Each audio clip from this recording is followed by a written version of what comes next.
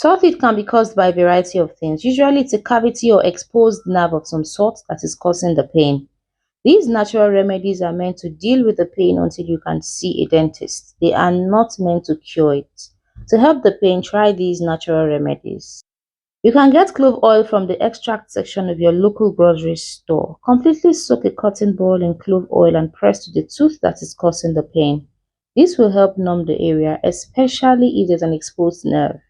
It will dry rather fast and you need to apply it often, but it will help kill the pain better than over-the-counter medication.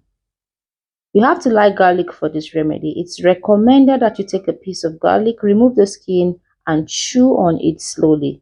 Keep doing this every morning until you can go see a doctor. This should help keep it from getting worse while still relieving the pain. If you need to, you can do this more than once a day. If you can't handle the taste of garlic, lime is also something you can chew on to help with a sore tooth. Take a lime and cut it into wedges. Chew on the lime next to the sore tooth.